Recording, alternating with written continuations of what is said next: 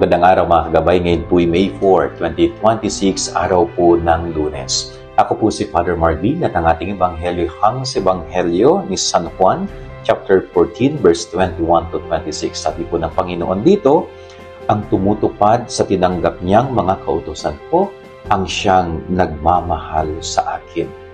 So, para daw mapatunayan natin na mahal natin ang Panginoon, dapat nakikita sa ating buhay na sinisikap nating tinutupad, sinisikap nating isinasabuhay ang kanyang mga aral at mga utos na hinabilin sa atin.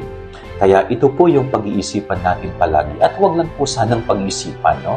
Pagsikapang isabuhay at gawin sa ating pang-araw-araw na pamumuhay.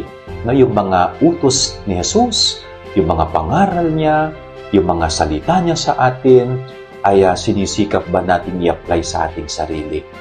At kapag na-apply natin ito sa ating sarili, no, papaano natin din ito na ibabahagi sa ating kapwa-tao? Sapagkat yun lamang po ang katunayan na talagang mahal natin si Jesus. Napakadali po nating sabihin, Panginoon, mahal kita. Pero ang tanong, tinutupad mo ba ang kanyang mga utos? Tanging ang pagtupad sa kanyang mga utos, salita at pangaral, ang patunay ng tunay na pagmamahal kay Jesus. Yan ang ating gabay-aral ngayong maghapon. God bless po sa inyong lahat. Pagpalain kayo ng Panginoon.